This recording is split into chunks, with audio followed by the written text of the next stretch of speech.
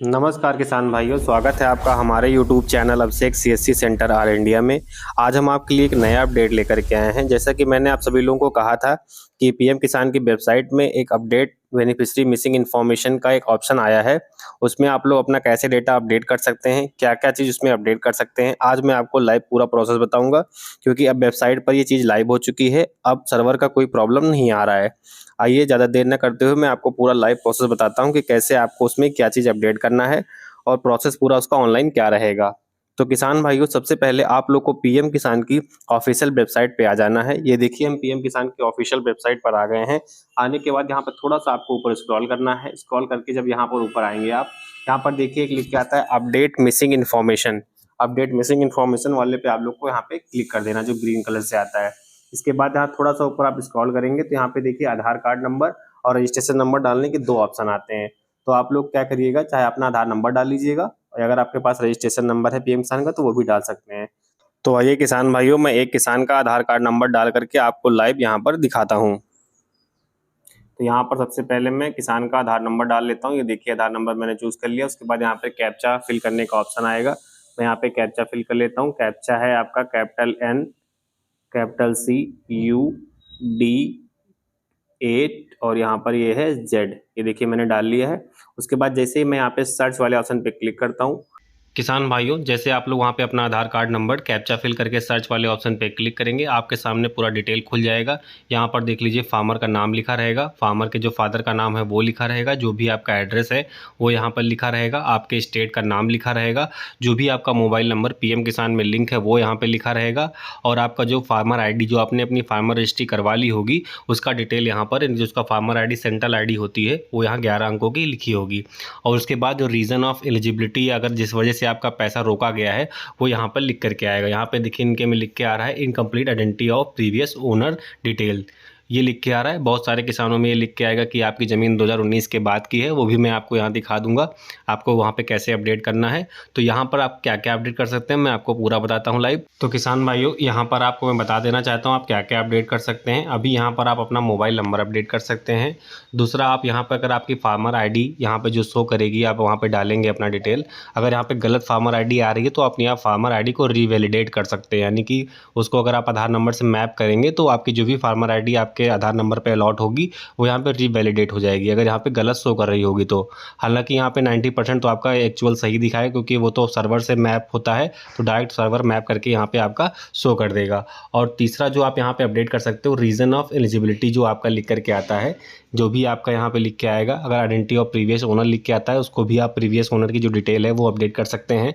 बाकी अगर आपका ये जो जन दिखाता है कि ना आपकी जो ज़मीन है 1 फरवरी 2019 के बाद की है, तो वो भी अगर आप एलिजिबल किसान हैं, अगर आपको ज़मीन विरासत से मिली है तो यहाँ पर आप उसको अपडेट कर सकते हैं। तो आइए मैं आपको बताता हूँ कि आप उसको कैसे यहाँ पर चीज़ें अपडेट कर सकते हैं, और भी मैं आपको यहाँ दिखा भी दूंगा कि दूसरे किसान का स्क्रीनशॉट कि उसमें आप जैसे आपके में 1 फरवरी 2019 के बाद की ज़मीन का प्रॉब्लम आता है तो उसको भी अपडेट करने का ऑप्शन यहाँ पर आ रहा है।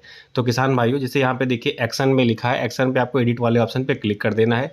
जैसे आप क्लिक करेंगे तो थोड़ा सा ऊपर स्क्रॉल करेंगे, ये देखिए यह मोबाइल नंबर वाला ऑप्शन आ जाएगा। तो अगर ये मोबाइल नंबर आपका जो यहाँ पे शो कर रहा है वो अगर एक्टिव है तो आप OTP ले सकते हैं। अगर आपका एक्टिव नहीं है, आपको नया मोबाइल नंबर लगाना है, क्योंकि बहुत सारे किसान ऐसे हमारे हैं जिनको मोबाइल नंबर की समस्या आ रही है, उनका फ़ोन नंबर खो गया है या वो नंबर उनका दूसरे पीएम किसान में रजिस्टर्ड हो चुका है, यूनिक का प्रॉब्लम आता है, तो सारी प्रॉब्लम अब यहाँ से दूर हो जाएंगी।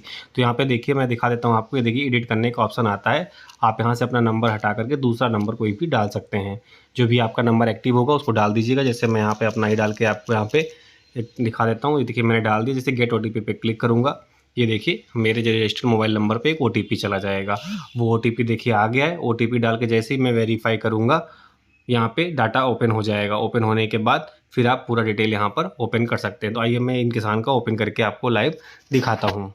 क्या देखिए किसान भाइयों, मैंने यहाँ पे OTP डाल लिया। OTP आया था 2621, मैंने डाल दिया। जैसे डाल के मैं वहाँ पे ओके किया हूँ, यहाँ पर देखिए लिख के आ रहा है एज पर PM Kisan guideline individual who become land owners after 1 February 2019 due to any reason except the death of previous owner are not eligible to receive benefit of the PM Kisan. देखिए यहाँ पे साफ साफ लिख करके आ रहा है, मैंने आपसे पहले ही बताया है, वही किसान पात्र होंगे जिन किसानी को यहाँ पे मैंने आप लोग को यहाँ पर देखिए गाइडलाइन में साफ साफ बता दिया गया है कि वही किसान पात्र होंगे जिनको वरासत से ज़मीन मिली है या जिन लोगों के पास ज़मीन 1 फरवरी 2019 के पहले की है। अगर उसके बाद की आपने ज़मीन परचेज़ की है तो आप पीएम किसान योजना के लिए पात्र लाभार्थी नहीं माने जाएंगे। फिर यहाँ पर मैं ओके करके जैसे ही आगे बढ़ता हूँ, ये देखिए यहाँ पर लिख करके आ रहा है साफ साफ updated by land transfer date, यानी देखिए लैंड ट्रांसफ़र डेट बिफोर अगर आप लगा देंगे और यहाँ पे देखिए आफ्टर लगा देंगे, तो अगर आप आफ्टर जैसे ही यहाँ पे आप आफ्टर लगाएंगे तुरंत आपका यहाँ पे डाटा बैक हो जाएगा और आपका अपडेट नहीं होगा। तो आपको यहाँ पे बिफोर वाले पे क्लिक करना है। ये देखिए बिफोर वाले पे जैसे क्लिक करेंगे सेलेक्ट रीजन का ऑप्शन आ जाएगा, रीजन वाले पे आपको क्लिक करना है।